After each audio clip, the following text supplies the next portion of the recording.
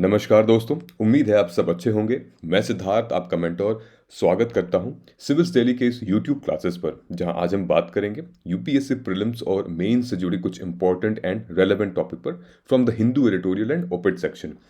तो दोस्तों, आज है 17 जैन और दिन है सोमवार, मंडे। ठीक है। मैंने अपना वीडियो ऑन नहीं किया है, मेरी तबीयत अभी भी कुछ ज़्यादा ठीक नहीं है, so that's why you guys are not able to see me. लेकिन आई होप कल कल परसों तक I will be better. I am taking medicine and proper precautions. आप भी अपना ध्यान रखिए प्लीज़। जो नॉर्मल कोविड प्रोटोकॉल्स है प्लीज़ उसे फॉलो करिए और अननेसेसरी बिना वजह घर से बाहर मत निकलिए। ठीक है, आप अपने और अपने फैमिली का पूरा ध्यान रखिए। ठीक है, चलिए। तो हम शुरू करते हैं आज का एडिटोरियल एनालिसिस, लेकिन उससे पहले मैंने कुछ क्वेश्चंस दिए थे। मैंने आपको रिक्वेस्ट किया था कि आप लोग कमेंट करके मुझे अपने विचार और उस क्वेश्चंस के आंसर बताइए। So I am glad to see that many of my aspirants, many of our viewers who have replied. सबसे पहले तो जैन, वेल डन। काफ़ी डिटेल में ये तुमने बताया है। एंड GS2 का एक बहुत इंपॉर्टेंट सेक्शन है। ऑफ कोर्स पहला, कोई भी चीज़ अगर पहली होती है वो हमेशा इंपॉर्टेंट होती है, चाहे वो फर्स्ट कॉन्स्टिट्यूशनल अमेंडमेंट एक्ट हो, चाहे वो कोई कोई भी फर्स्ट से रिलेटेड अगर हमारे कॉन्स्टिट्यूशन में बात की गई हो, या कोई फर्स्ट केस हो। ओके, सो मैं आपका आंसर पिन कर सकता हूँ और आप इनफैक्ट कई लोग भी देख सकते हैं जो भी हमारे व्यूवर्स होंगे। So once again well done. And simultaneously Kartik, I have seen कि आपका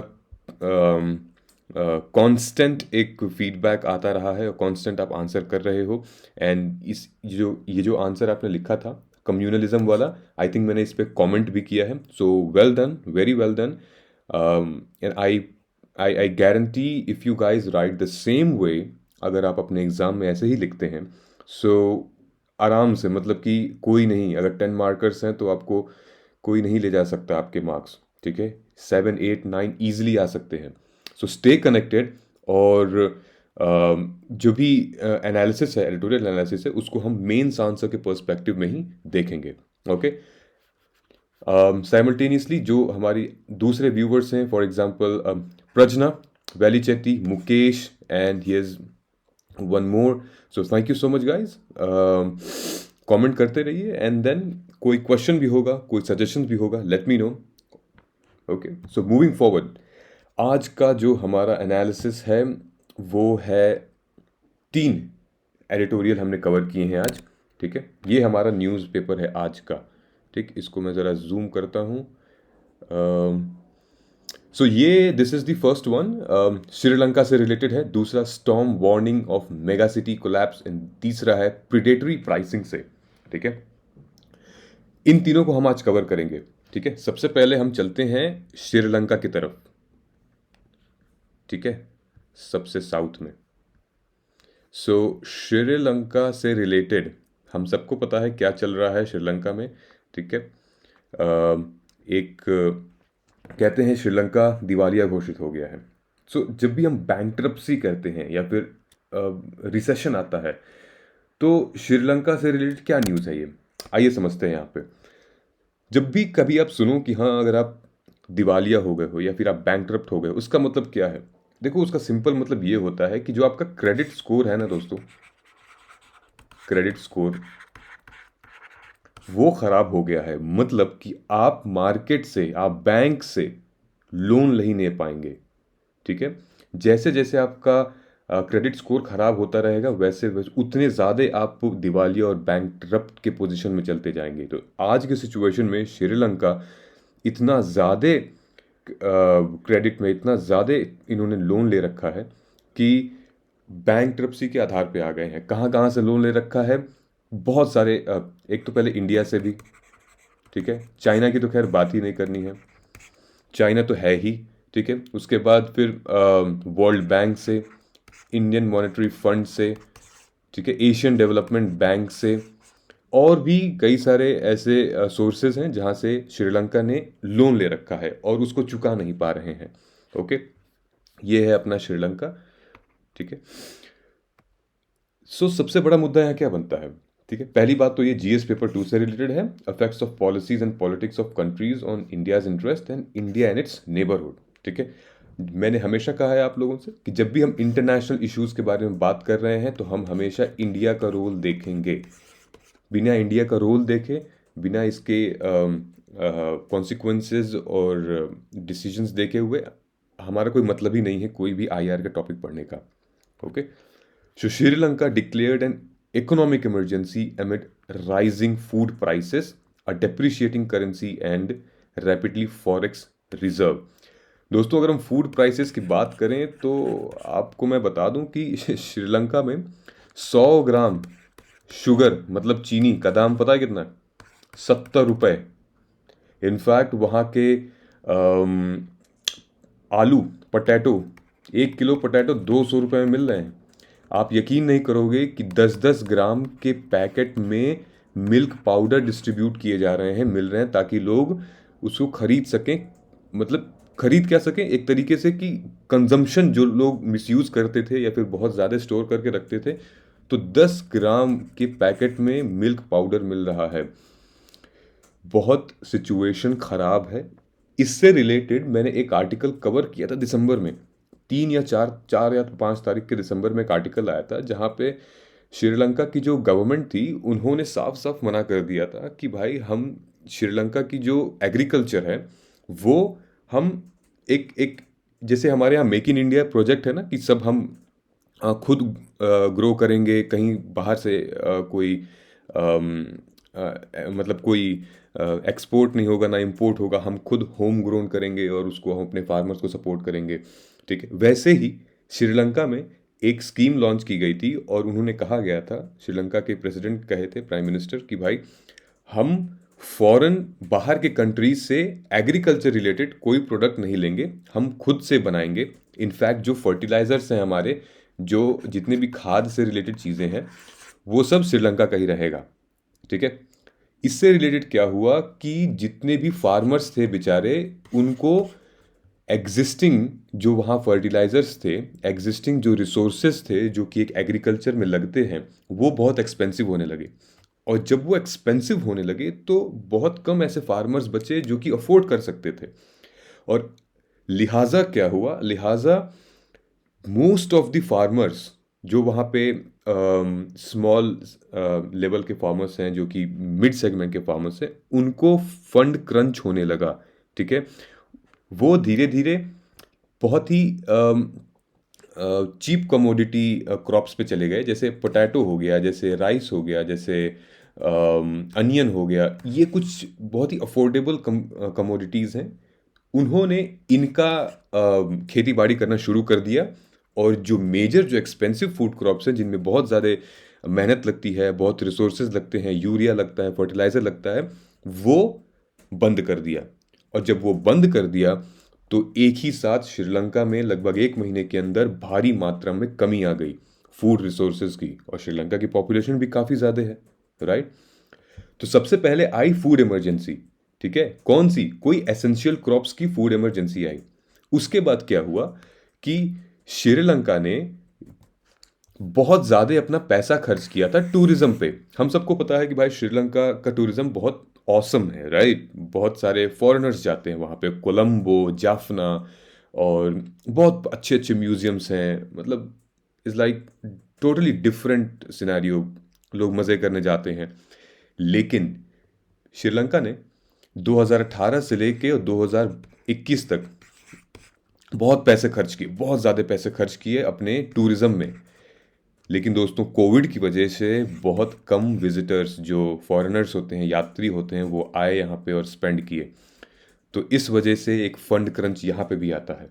ठीक है, तो श्रीलंका एक बेचारा बहुत दुविधा में पड़ गया है इस समय, और उसके पास ना तो अपने लोगों को खिलाने की क्षमता बची है अभी, और ना ही लोन लेने की कैपेसिटी है। ओके, आइए देखते हैं कुछ टर्म्स जो कि इस आर्टिकल में बात किया गया है। तो बेसिकली जो हमारे फाइनेंस एक्सटर्नल मिनिस्टर हैं एस जयशंकर, उन्होंने एक वर्चुअल मीटिंग की है अभी शनिवार को, परसों ही, ओके, डे बिफोर येस्टरडे। किसके साथ मीटिंग की है? श्रीलंका के जो फिनेंस मिनिस्टर है बसिल राजपक्षा। उनके साथ मीटिंग की है। उन्होंने कहा है कि आप घबराइए मत, हम हैं और हम पूरी कोशिश करेंगे कि आपको हम सारी चीज़ें मुहैया कराएं, सारी चीज़ें सपोर्ट करें ताकि आपकी इकोनॉमी बैलेंस रहे। और फिर वो 4 पॉइंट्स के बारे में बात कर रहे थे जो यहाँ पे हम डिस्कस करेंगे। तो that's 4 pronged strategy on Sri Lankan crisis. पहला क्या है? पहला ये है line of credit. Line of credit को समझने के लिए आपको ये ध्यान में रखना पड़ेगा, लाइन ऑफ क्रेडिट एक बैंक एक्सटेंड करता है किसी भी फाइनेंशियल इंस्टीट्यूशन को, चाहे वो गवर्नमेंट हो, बिजनेस हो, आप हो या मैं हूं। इससे क्या होता है, हमें मतलब कि गवर्नमेंट को, मतलब कि बिजनेस को एक maximum loan amount of withdraw कर सकते हैं एक पर्टिकुलर टाइम पे। इसका मतलब ये है कि लाइन ऑफ क्रेडिट उनको भी दिया जाता है जो कि बैंकरप्ट हो गए हैं, लेकिन अब इंडिया जो है, इंडिया अपने क्रेडिट पे ढेर सारा अमाउंट लोन पे लेगी और वो लोन श्रीलंका को देगी। ठीक है, ये हो गया लाइन ऑफ क्रेडिट। दूसरा है currency swap. Currency swap agreement is to deal with Sri Lanka's balance payment issues. देखिए, करेंसी स्वैप का बहुत बड़ा एग्जांपल है, कोई भी कंट्री हो, ठीक है, डॉलर हमेशा ही एक कॉमन, एक एवरेज और एक हमेशा से चला आ रहा करेंसी स्वैप है। अगर आपके पास डॉलर नहीं है तो फिर आप ट्रेड और बिजनेस नहीं कर सकते हैं। ठीक है, मतलब कि अगर आपको इंपोर्ट या एक्सपोर्ट भी करना है और आपके पास डॉलर नहीं है, कैश नहीं है, तो फिर आप नहीं कर पाएंगे। ठीक है, लेकिन इंडिया ने प्रॉमिस किया है कि हम करेंसी स्वैप करेंगे। और क्यों इंडिया प्रॉमिस किया है, इसका एक इंटरनल रीज़न भी है। देखिए, इंडिया में रिसेंटली बहुत सारे यूनिकॉर्न्स हुए हैं। ठीक है, और इंडिया के पास बहुत फॉरेन डायरेक्ट इन्वेस्टमेंट आई है, बहुत पैसा रुपया डॉलर के फॉर्म में आया है। तो India is now a position to actually support any country with currency swap. Okay, I am so sorry. The word swap means exchange here, okay? The currency swap between two countries is an agreement or contract to exchange currency with predetermined terms and condition. ठीक है, ये simple भाषा में मैंने आपको एक समझा दिया है कि दैट करेंसी स्वैप इंडिया करेगी श्रीलंका से। ठीक, तीसरा इंपॉर्टेंट पॉइंट यहाँ पे ये था कि मॉडर्नाइजेशन ऑफ प्रोजेक्ट। कुछ प्रोजेक्ट हैं श्रीलंका में जो ठप पड़े हुए हैं, ठीक है, जिनकी ज़रूरत बहुत ज़्यादा है हमारे पूरे मतलब श्रीलंका को तो है ही, इंडिया को है, इनफैक्ट उससे जुड़े लोगों की है, पूरे के पूरे वर्ल्ड को है। क्यों? क्योंकि ये जो प्रोजेक्ट है ना, ट्रिनिको ऑयल फार्म्स प्रोजेक्ट, ये बहुत सालों से रुका हुआ है, ये बहुत सालों से इस पे काम नहीं चला है। और इंडिया हमेशा रिक्वेस्ट करता है श्रीलंका को कि भाई इसको आगे बढ़ाइए, इसको आगे बढ़ाइए, क्योंकि ये बहुत ज़रूरी है। क्यों ज़रूरी है? Because it is one of the deepest natural harbours in the world. ठीक है, और ये खोजा किसने था? ये डेवलप हुआ था वर्ल्ड वॉर के टाइम पे, ब्रिटिश ने इसको डेवलप किया था। ठीक है, तो यहाँ से बहुत सारे नेचुरल रिसोर्सेज मिल सकते हैं हमें। इस वजह से इस प्रोजेक्ट को एक्टिव होना बहुत ज़रूरी है। ये है एक प्रोजेक्ट की इमेज, अगर आप देख सकते हैं तो ये बहुत बड़े एरिया में फैला हुआ है। ठीक है, and this is one of the world's largest natural harbour. Okay, in particular the project to develop oil infrastructure in Trincomalee have been hanging fire since 2017। ठीक है, Indian investment, a Sri Lankan commitment to facilitate Indian investment in various sectors. ये simple सी बात है। ठीक है, ये image आपने देख ली है। ये रहा इनका 4 pronged strategy of Sri Lankan crisis. Now हम कुछ इश्यूज देख लेते हैं, क्योंकि इस आर्टिकल में यहाँ पे जब आप नीचे जाओगे तो मैंने यहाँ मेंशन किया हुआ है, ग्रीन कलर से मैंने हाईलाइट किया है कि among other issues, okay, the friction over fishermen rights, pending political solution of war torn Tamil. So मतलब अब हम इस पे आते हैं कि भारत और श्रीलंका के बीच में जो रिलेशन है वो हालात बहुत अच्छे नहीं हैं, लेकिन फिर भी मेंटेन हो रहे हैं। For example, killing of fisherman's, ये आप हर दिन कभी ना कभी न्यूज़पेपर में, मीडिया में सुनते रहे होंगे कि इस साइड के फिशरमैन मारे गए, उस साइड के फिशरमैन मारे गए क्योंकि ये एक सीमा को क्रॉस कर रहे थे। तो ये आंकड़े देख सकते हैं आप, पिछले एक साल में, सिर्फ एक साल में 284 Indian fisherman were arrested and a total of 53 Indian boats were confiscated by Sri Lankan authorities. ठीक है। दूसरा ये था कि east coast terminal project, this year Sri Lanka cancelled an MOU with signed India and Japan for east coast terminal project. ये cancel कर दिया था, इस वजह से इंडिया को थोड़ा सा बुरा भी लगा था। ठीक है। हालांकि दूसरा ये है, तीसरा पॉइंट, इन्फ्लुएंस ऑफ चाइना। एक पोर्ट है यहाँ पे, मैं नाम भूल रहा हूँ, यहाँ पे साउथ में एक पोर्ट है, यहाँ पे हम्बनटोटा, हाँ हम्बनटोटा पोर्ट है। हम्बनटोटा पोर्ट बनाया इसलिए गया था कि देखिए कोई भी पोर्ट किस लिए बनाया जाता है, कोई भी पोर्ट इसलिए बनाया जाता है कि ताकि जो ट्रेड है, ठीक है, जो बिजनेस हो वो बहुत इजीली कम्यूट हो सके किसी भी दो कंट्री या किसी भी कंट्रीज के बीच में। ठीक है। तो ये हम्बनटोटा पोर्ट श्रीलंका में बनाया गया। किसने बनाया था? चाइना ने बनाया था, बनाया है अभी भी। और ये जो हम्बनटोटा पोर्ट है, इसकी वजह से श्रीलंका कर्ज में है, चाइना कर्ज तले दबा हुआ है चाइना को। ठीक है। श्रीलंका की चाइना की एक बैंक है एक्सिम बैंक, एक्सिम बैंक ने भर भर के लोन दिया था, बहुत ज़्यादा लोन दिया था इस प्रोजेक्ट को, लगभग 1.7 बिलियन, मेरे ख्याल से, मुझे याद नहीं आ रहा है, 1.7 बिलियन का ये प्रोजेक्ट था और उससे भी ऊपर। और ये लोन इस प्रोजेक्ट को फंड करने के लिए दिया गया है। कहा जाता है कि इस पे लगभग 90 साल तक चाइना अपना जितनी भी मूवमेंट्स होगी, एक्सरसाइज होगी, वो करेगा। अपना चाइना का ही है एक तरीके से ये पोर्ट। और जब 90 साल पूरे हो जाएंगे तो उसके बाद फिर जो 10 ईयर्स होंगे, the rest of the 10 years, मतलब 100 साल में 90 साल में इनके हो जाएंगे, और 10 ईयर्स जो होंगे वो श्रीलंका फिर अपने हिसाब से चला सकता है इसको। तो हम्बनटोटा पोर्ट की वजह से आज श्रीलंका बहुत नुकसान में है, क्योंकि उसने उस टाइम पे इतना लोन ले रखा था चाइना से इस पोर्ट को बनाने के लिए कि आज मजबूरन इस पोर्ट को चाइना को देना पड़ा है, और कुछ कर भी नहीं सकता है श्रीलंका इसमें।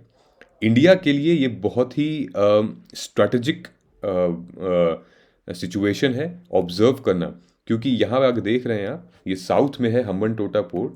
ठीक है। चाइना ये इस साइड ये अपना चाइना हो सकता है। ठीक है। तो यहाँ पे एक स्ट्रेटेजिक पोर्शन है इंडिया के लिए चाइना। ठीक है। नाउ सो ये मैंने आपको बता दिया इन्फ्लुएंस ऑफ चाइना। एक तो हम्बनटोटा पोर्ट था, ठीक है, आप मेंशन कर देना अपने आंसर में। और दूसरा, Sri Lanka is straining India Sri Lanka relation, China is one of the largest export destination of Sri Lankan goods, and जो कि मैंने अभी आपसे डिस्कस किया है। 13 अमेंडमेंट एक्ट श्रीलंका में हुआ था। इसका ये मतलब था कि जितनी भी श्रीलंका के इस 13 अमेंडमेंट एक्ट में ये हुआ था कि उनकी जो प्रोविंशियल काउंसिल्स है ना, जो छोटे छोटे मतलब स्टेट वाइज जितनी भी काउंसिल्स हैं, उनको इन्होंने पावर दे दिया था कि जितने भी तमिल पीपल यहाँ पे हैं, उनसे रिलेटेड जो डिमांड है for equality, justice, peace and respect, उनको एड्रेस करो, उनको आप सॉल्व करो, रिजॉल्व करो। और ये बहुत ब्रूटली कभी कभी रिजॉल्व होते हैं और कभी कभी तो नहीं होते हैं। तो ये अमेंडमेंट, ये जो कॉन्स्टिट्यूशन अमेंडमेंट एक्ट हुआ था, वो भी एक मतलब इशू है इंडिया से रिलेटेड। फिर भी आज हमारा देश इंडिया सपोर्ट कर रहा है श्रीलंका को, अपने पड़ोसी देश को, इस कर्ज के मुख से बाहर हटने के लिए। ठीक है। आप मुझे ये कमेंट करके बताइएगा, how India has supported Sri Lanka in the past. ठीक है। Discuss the background of India and Sri Lanka relation, मतलब कि कोई ऐसी फैसिलिटी, कोई स्कीम, कोई नेवल एक्सरसाइज की गई हो जहाँ पे इंडिया श्रीलंका के बीच में बॉन्डिंग अच्छी हो।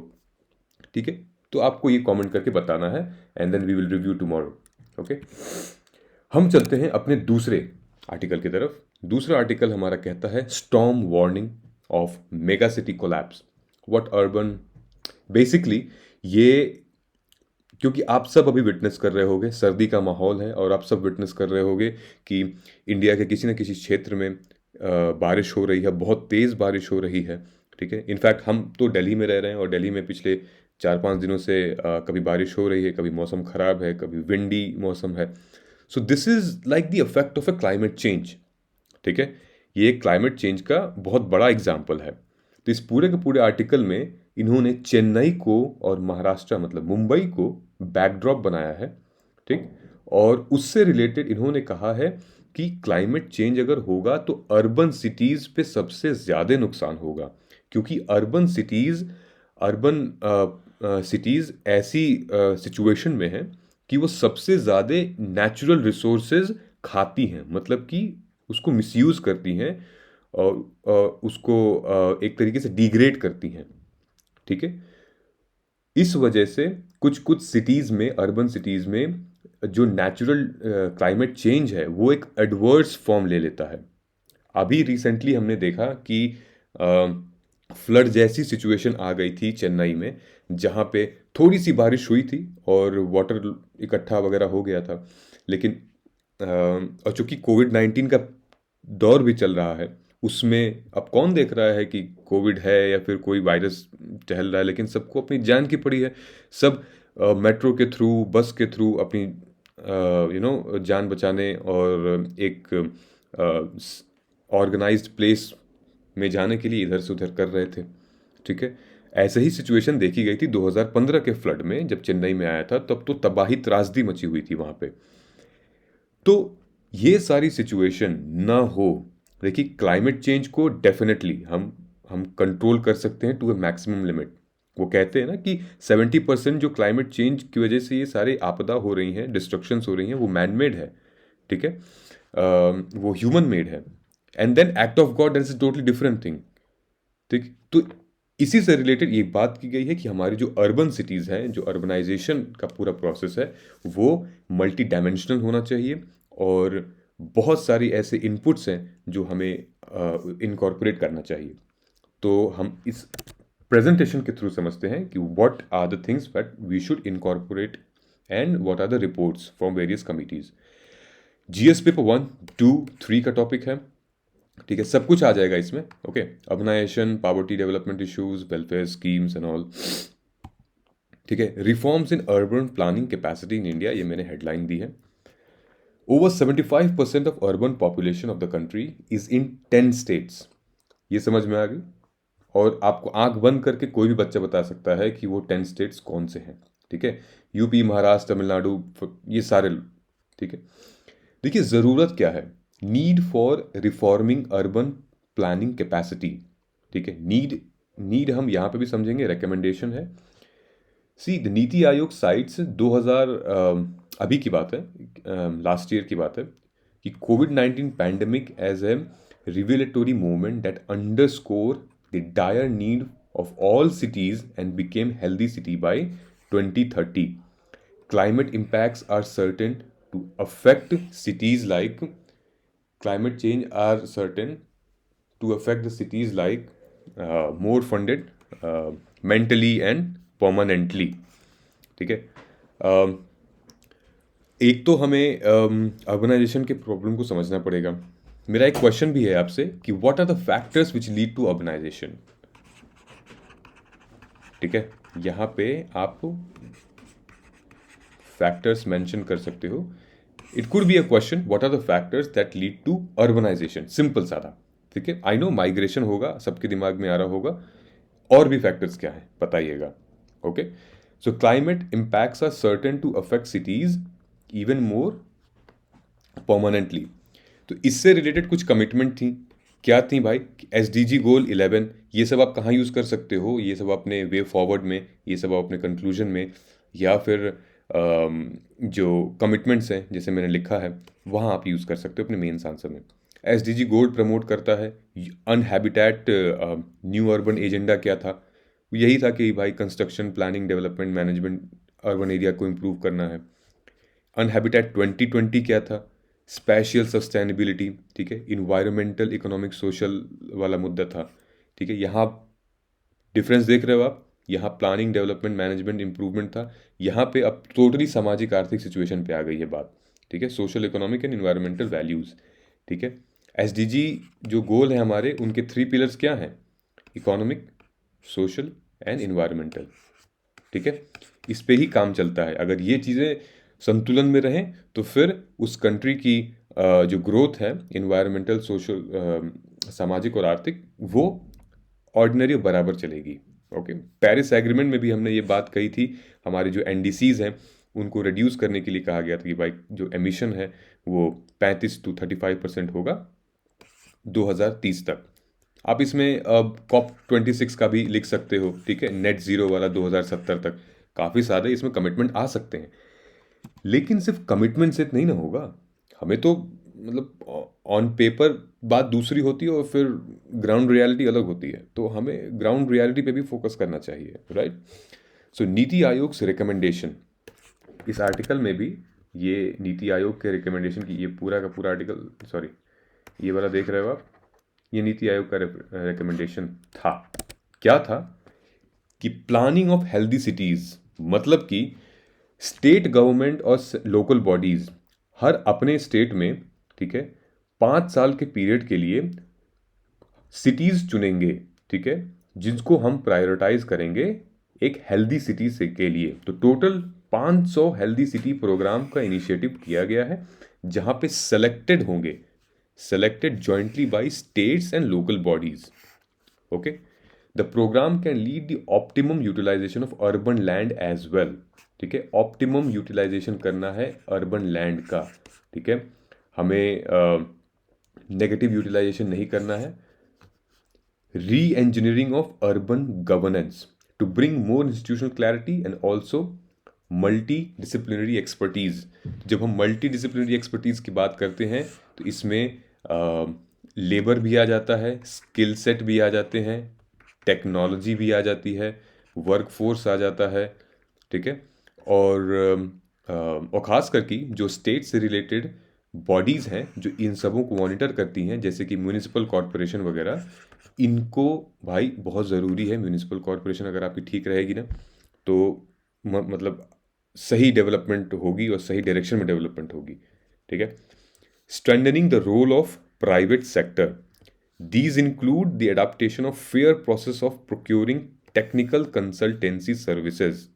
ओके, अभी आपने देखा होगा कि रिसेंटली गवर्नमेंट ने PPP का फॉर्मूला अपनाया है, पब्लिक प्राइवेट पार्टनरशिप, जहाँ पे कुछ पब्लिक हमारे जो रिसोर्सेज हैं उसको प्राइवेटाइज कर दिया गया है कुछ सालों के लिए, 5 year 10 year.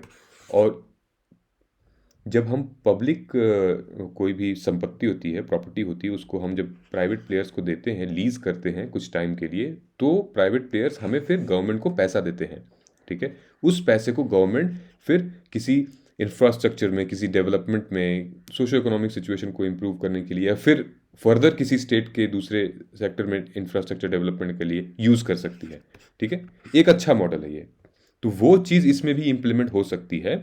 Strengthening project structuring, management skill in public sector, empowerment of public sector consultancies, ठीक है, measure of strengthening human resource and match demand supply।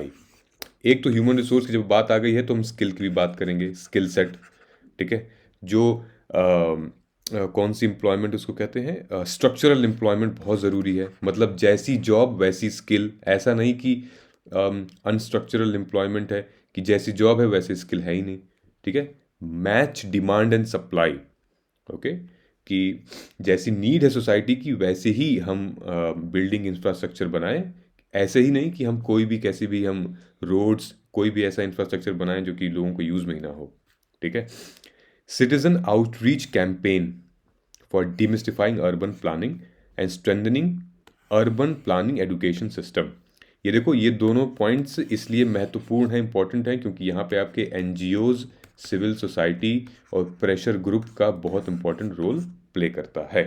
Okay, समझ में आ गया रिकमेंडेशंस क्या थी इनकी? 4 पॉइंट्स थे। वीडियो पॉज करिए, नोट करना है नोट कीजिए, अदरवाइज मैं आपको ये दूंगा डाउनलोड कर, आप PDF है, आप डाउनलोड कर सकते हैं, ठीक। कुछ इम्पॉर्टेंट मुझे चीज़ें दिखी जो कि ये एडिटोरियल से ही मैंने निकाली हैं। ओके, पहली ये कि all dimensions of cities growth starting with affordable housing play a central role in adapting a future climate change, ठीक है। कोई भी अगर आप एक स्टेट, अगर आप राज्य हो या आप यूनियन गवर्नमेंट हो या लोकल बॉडीज़ हो, अगर आप एक अफोर्डेबल हाउसिंग प्लान कर रहे हो, ठीक है, वो पूरे पूरे सिटी के लिए एक इम्पॉर्टेंट रोल प्ले करेगा। क्यों इम्पॉर्टेंट रोल प्ले करेगा? क्योंकि उसको देख देख के लोग फिर वैसा अपना स्ट्रक्चर बनाते हैं, वैसा इम्प्लीमेंटेशन करते हैं।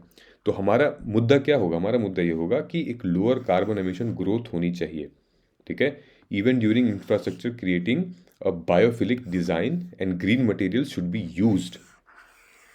शुरू से ही, आज से ही, मतलब अगर ऐसा हम करना शुरू कर दें तो फिर धीरे धीरे अगले 10-15 सालों में बहुत ज़्यादा इसकी दरें कम हो जाएंगी, लो कार्बन एमिशन हम फॉलो करने लगेंगे और ग्रीन मटेरियल यूज़ होने लगेगा। ठीक है। वर्टिकल फॉरेस्ट इसका एक बड़ा एग्जाम्पल है। वर्टिकल फॉरेस्ट क्या होता है? अगर आपको पता है तो वेल एंड गुड, नहीं तो कमेंट करके बताइए, सर्च करके बताइए वर्टिकल फॉरेस्ट क्या होता है। आजकल घरों में यूज़ हो रहा है और मतलब बिल्डिंग्स हर स्टेट यूज़ कर रही है। It's very lucrative and very good concept actually, ठीक है। A top level department for climate change adoption is best suited for its serve as a unifier। एक टॉप लेवल डिपार्टमेंट की यहाँ पे बात की जा रही है। कहा जा रहा है कि जो भी हाउसिंग से रिलेटेड या अर्बन डेवलपमेंट से रिलेटेड चीज़ें हों, चाहे वो ट्रांसपोर्ट हो, वाटर सप्लाई हो, एनर्जी हो, land use, public work, irrigation, ठीक है, एक डिपार्टमेंट होना चाहिए ताकि वो लोकल गवर्नमेंट के साथ मिल के प्रायोरिटीज़ और ये सारी चीज़ें इम्प्लीमेंट करे और वो अकाउंटेबल भी हों। देखो, मैंने कहा था म्यूनिसिपल कॉरपोरेशन वाली बात, तो यहाँ पे मेंशन की हुई है कि neglect of municipal council, lack of empowerment and failure of building capacity. इसका सबसे बड़ा एग्जाम्पल है इंदौर, ठीक है, इंदौर, भोपाल, ठीक है, जिनको हम इंडियाज़ क्लीनेस्ट सिटी भी कहते हैं। इनसे हमें सीखना चाहिए। इनकी म्यूनिसिपल कॉरपोरेशन, इनकी जो प्रोटोकॉल्स हैं, इनके जो जितने भी सिचुएशंस ये हैंडल करते हैं, टैकल करते हैं जिस लेवल पे, हमें उनसे सीखना चाहिए और सारे राज्यों को भी सीखना चाहिए, ठीक है। Because they have proved what they are capable of and they are now the number 1 actually, ठीक है। तो म्यूनिसिपल कॉरपोरेशन अगर आपके शहर का, ठीक है, म्यूनिसिपल बॉडी कहते हैं, म्यूनिसिपलिटी हिंदी में कहते हैं, तो सही है, सुरक्षित हैं। वे फॉरवर्ड, ये मुझे बहुत अच्छा लगा था इसका वे फॉरवर्ड। अ फैमिलियर स्टोरी यहाँ से शुरू होता है, इंडियन सिटीज़ विल कंटिन्यू। आप इसको वो कर लीजिएगा, पॉज करके पढ़ भी सकते हैं, अदरवाइज ये आप पढ़ सकते हैं पॉज करके कि the experience of Mumbai earlier and Chennai recently are storming warming and greater centralization governance. Basically ये कह रहे हैं कि हमें स्मार्ट सिटीज़ नहीं चाहिए भैया, हमें चाहिए एक sound functional metropolitan cities that can handle flood, heat waves, pollution, mass mobility. ये सारी चीज़ें चाहिए हमें, ताकि तब हम उसको एक स्मार्ट सिटी कह सकते हैं, एक स्मार्ट अर्बन सिटी कह सकते हैं, ठीक है। तो आई होप ये आर्टिकल आपको समझ में आया होगा। ये एक अर्बनाइजेशन के ऊपर था और अर्बनाइजेशन वर्सेस क्लाइमेट चेंज, ये एक इम्पॉर्टेंट कंसेप्ट था यहाँ पे, ओके। इससे रिलेटेड एक क्वेश्चन है, what are the schemes and program related to urban development जो हमारे भारत सरकार ने इंट्रोड्यूस की है, इसको आप कमेंट करके बताइएगा। We will review tomorrow and discuss tomorrow, okay. Moving forward, predatory pricing. I am sure ये कंसेप्ट आपको पता होगा। प्रीडेटरी प्राइसिंग क्या होती है? Is pricing in Indian livelihood apart. देखो, एक स्टोरी के फॉर्म में मैं आपको बताता हूँ ये हुआ क्या मसला, ठीक है। ये देख रहे हो आप, news after Hindustan Unilever Colgate items to go shelf in Maharashtra, Colgate. दोस्तों, हुआ यूँ था इस पूरे के पूरे सिनेरियो में कि किराना स्टोर हम सबको पता है, हमारे बगल वाला स्टोर, ठीक है, नॉर्मली जो सामान मिलते हैं, चीनी, चाय पत्ती वगैरह। बेसिकली हुआ क्या था कि महाराष्ट्र में एक जगह है जिसको हम नांदरबर डिस्ट्रिक्ट कहते हैं। नांदरबर डिस्ट्रिक्ट में एक टाउन है, स्मॉल टाउन है, जिसको हम तलोडे टाउन कहते हैं। तलोडे टाउन में हुआ यूं कि वहाँ पे कृष्णा स्टोर है। कृष्णा स्टोर जनता को, मतलब हम लोगों को, कंज्यूमर को, कोलगेट जो है वो 55 रुपए के दाम में बेचती है 100 ग्राम का ट्यूब। 100 ग्राम का ट्यूब का दाम है 55 रुपए, मतलब कि एमआरपी है, मैक्सिमम रिटेल प्राइस। लेकिन जो तलोड़े में जो कृष्णा स्टोर है, किराना स्टोर है, उसको जो डिस्ट्रीब्यूटर है वो कितने में बेचता है? 45 रुपए में। समझ में आ गई? 45 रुपए में कोलगेट का एक पैकेट किराना स्टोर को बेचता है, फिर किराना स्टोर हमें बेचता है 55 में। लेकिन जो डिस्ट्रीब्यूटर है, डिस्ट्रीब्यूटर को जो कंपनी है वो कितने में दे रही है? वो 40 रुपए में दे रही है। ठीक है, ये है किराना, ये है डिस्ट्रीब्यूटर और ये है कंपनी। किराना 55 रुपए में कंज्यूमर को दे रही है, ये किराना को कोलगेट दे रहा है 45 रुपए में, और खुद जो कंपनी है वो डिस्ट्रीब्यूटर को कितने में बेच रही है? वो 40 रुपए में। मतलब कि 40 रुपए का जो प्रोडक्ट है जो डिस्ट्रीब्यूटर के पास आ रहा है, वो कंज्यूमर को एंड में 55 रुपए पे करना पड़ता है। ठीक है, मतलब कि जो डिस्ट्रीब्यूटर है वो इंटरमीडियरी है। ओके, तो distributor here is an intermediary, he is the ये शॉप ओनर है। ठीक, और ये कंपनी है, सी फॉर कंपनी। ये पूरा पूरा मैंने बना दिया है डायग्राम, राइटिंग बहुत ख़राब है, please excuse me for this, लेकिन कंसेप्ट समझिएगा। हुआ यूं था कि रिसेंटली ये सारे के सारे लोग मिलके, जो कंपनीज हैं, जो डिस्ट्रीब्यूटर हैं, वो कोलगेट के खिलाफ धरना प्रदर्शन करने लगे थे। कहे थे कि तुम डिस्टर्ब कर रहे हो मार्केट, तुम हमारी मार्केट खा रहे हो, और तुम डायरेक्टली तुम इनके पास चले जा रहे हो हमें हटा के। ठीक है, कहने का मतलब ये है कि रिसेंटली ये देखा गया है कि ये जो कंपनीज हैं, ठीक है, जो कोलगेट कंपनी है वो ऐप के थ्रू, मतलब कि जो हमारी टेक कंपनीज हैं उनकी मदद से डायरेक्ट पहुंच रहे हैं ओनर के पास, ठीक है, किराना स्टोर के पास, और कह रहे हैं कि भाई तुम जो चीज़ 55 में बेचते थे आगे, अब तुमको मैं 35 में दे रहा हूँ। ठीक है, अब तुम बेचो उसको। तो at the end of the day खैर कंज्यूमर को तो फायदा होगा ही होगा, लेकिन ये जो बीच की जनता है, ये जो बीच के इंटरमीडियरी हैं, उनको बहुत नुकसान पहुंच सकता है। क्यों नुकसान पहुंच सकता है? देखिए, nearly 500,000 of Indian distributor pick up goods from consumer companies such as Colgate and deliver to 13 million small store, ठीक है, located in 7 lakh village and towns across the country। ठीक है, a vast majority of these distributor and trader are small family business, they have developed a relationship with their local stores। ठीक है, अब जैसे ये किराना store है और ये डिस्ट्रीब्यूटर है, इन लोगों के बीच में एक हेल्दी रिलेशन बन गया है। एक ही समाज से आते हैं, एक ही सोसाइटी से आते हैं, ठीक है, एक ही शहर में रहते हैं, टाउन में रहते हैं, एक अच्छा संबंध बन जाता है। ठीक है, लंबे समय से ये चीज़ें चली आ रही हैं, लेकिन अब नई टेक्नोलॉजी कंपनी जो आ रही हैं वो एक प्लेटफॉर्म दे रही हैं कि अपने ऐप से आप हमारा ऐप डाउनलोड करिए और डायरेक्ट आप खरीदिए हमारा प्रोडक्ट और फिर उसको आप सेल करिए कंज्यूमर को मार्केट में। मतलब कि इनका रास्ता ही ख़त्म कर दिया जा रहा है, इंटरमीडियरीज को ही हटा दिया जा रहा है। ठीक है, therefore unable to match such prices from the facing the peril of losing business, जो भारत के डिस्ट्रीब्यूटर्स हैं, claim these are unfair practice and want manufacturer such as Colgate to stop supplying goods and technologies company. Colgate ने फिर मना कर दिया है और देयरफॉर डिस्ट्रीब्यूटर्स ने कोलगेट को बॉयकॉट कर दिया है यूज़ करने से। ठीक है, ये पूरी की पूरी एक तरीके से कहानी है कि इंटरमीडियरीज को ही हम हटा दे रहे हैं बीच से। ठीक है, सो कहा ये जा रहा है, इसमें इसमें इम्पोर्टेंट क्या है? इम्पोर्टेंट ये है कि हम ये समझते हैं कि हम एक डिसरप्टिव मार्केट क्या होता है। ठीक है, अगर यहाँ पे जो टर्म आया हुआ है आपको, आप देख सकते हो, यहाँ पे जो टर्म आया हुआ है लार्जली फंडेड इकोनॉमिक डोगमा, ठीक है, and then predicting pricing. See predicting pricing, ये किन कंपनी के बारे में बात की जा रही है?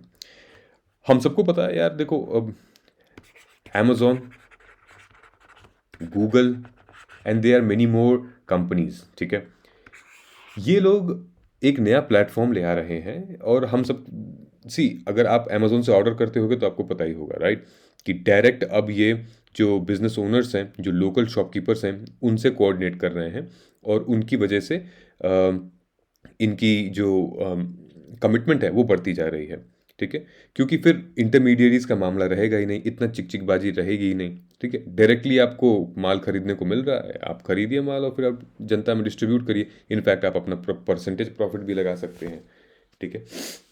ये जो कंपनीज होती हैं, they are basically foreign companies, ठीक, जिनके पास भर भर के पैसा होता है वेंचर कैपिटल का, ठीक है, डॉलर्स में पैसा होता है, मतलब कि फॉरेन करेंसी होती है इनके पास, और largely funded by American pension funds and university endowments, ठीक है। अमेजोन की बात कर लो, गूगल की बात कर लो, याहू की बात कर लो, आप फेसबुक की बात कर लो। आप फेसबुक तो कुछ कुछ आइटम फ्री में भी दे देता है लोगों को, ठीक है।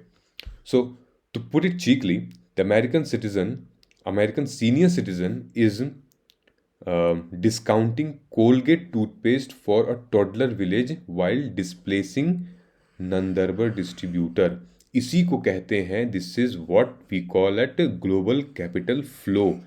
अमेरिका में बैठा बैठा एक सीनियर सिटीजन का पैसा जो है वो एक तलोड़े विलेज, महाराष्ट्र में बैठे विलेज किराने की दुकान को फंड कर रहा है, और साइमल्टेनियसली उसका जो डिस्ट्रीब्यूटर है उसको रिप्लेस एक तरीके से हटा दे रहा है, ठीक है।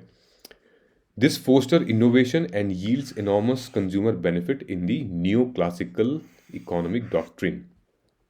देखिए, जो टेक्नोलॉजी है, अगर कोई जगह खाली हो, ठीक है, टेक्नोलॉजी तब काम करेगी अगर आपका प्रोसेस में कोई जगह खाली हो और वो जगह भर नहीं पा रही है, या फिर वो प्लेस कैपेबल नहीं है, तो अगर टेक्नोलॉजी की मदद से वो अगर रन करे, एफिशिएंट हो, तो बेहतर है।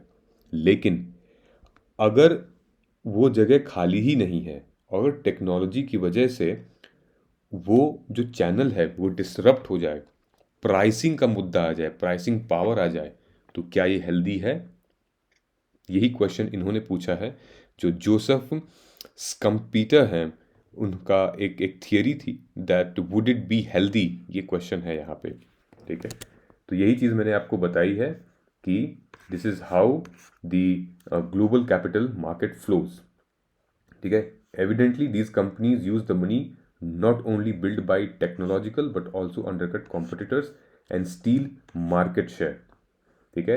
They are able to sustain huge losses after several years. They destroy incumbent and gain dominant over the market share. ये अभी देखा गया है जियो मार्ट या रिलायंस मार्ट ऐसे करके है, उसमें देखा गया है, ठीक है। And to be clear, this is not Luddite argument against e-commerce or technological innovation. This issue is about legal predatory pricing, about pricing power, ठीक है। जो बिग कॉरपोरेट्स हैं और फिर स्टार्टअप्स जो आ रहे हैं, जिनको बहुत ज़्यादा एफडीआई, फॉरेन डायरेक्ट इन्वेस्टमेंट मिल रहा है, वो डायरेक्ट कंज्यूमर से डील कर रहे हैं, B2B वाला मामला नहीं रह गया है, ठीक है। सो हालांकि रिसेंटली हमने 2019 में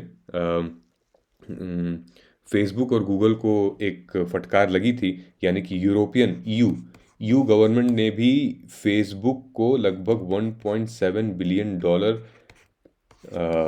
पेनल्टी इशू किया था। गूगल ने क्या किया था कि गूगल अपने अलावा और किसी कंप्यूटर का ऐड रन ही नहीं करता था, ठीक है, रेस्ट्रिक्ट कर देता था। इस वजह से गूगल की मोनोपोली हो गई, ठीक। तो अब सिर्फ गूगल ही गूगल है, सर्च इंजन पे ही गूगल है, there is nobody else in the market, ठीक है। सो इस पे स्लैम पेनल्टी लगाई गई थी। इसी से रिलेटेड दो क्वेश्चन है मेरे पास आपके लिए। What is federal trade commission and what is CCI's, competition commission of India's duty and objective, ठीक है। ये मेंस का क्वेश्चन फॉर्म हो सकता है इस संदर्भ में। So what is federal trade commission और व्हाट इज CCI। इनफैक्ट इनकी जो चेयरमैन है, चेयरमैन का नाम यहाँ पे मेंशन था लीना खान, हु इज़ ठीक है, federal trade commission in America chairman है Lina Khan, who is critic of abusing pricing by technological companies and all. ठीक है, तो ये मैंने हिंट दे दिया आपको, ये कमेंट करके बताइएगा कि हम इस पे क्या बात कर सकते हैं, और then we will discuss tomorrow. Okay, so I hope आज का एडिटोरियल एनालिसिस आपको अच्छा लगा होगा दोस्तों। काफ़ी अलग कॉन्सेप्ट था, आर्टिकल था, और हम मिलते हैं अपने कल के एनालिसिस में। तब तक प्लीज़ आप हमें लाइक, सब्सक्राइब, शेयर करते रहें, और सबसे बड़ी बात, आप अपने ग्रुप्स में, एजुकेशनल ग्रुप्स होते हैं आपके, व्हाट्सएप ग्रुप्स होते हैं, टेलीग्राम ग्रुप्स होते हैं, आप हमारा वीडियोस उसमें प्लीज़ शेयर करें, ताकि ज़्यादा से ज़्यादा लोग हमारा चैनल देखें और हमें सब्सक्राइब करें अगर हमारा कंटेंट अच्छा लग रहा हो तो। ठीक है, thank you so much guys, and please do not forget to press the bell icon, क्योंकि बेल आइकॉन जब आप प्रेस करेंगे, ताकि once you hit this icon you will receive daily notification, community post वगैरह।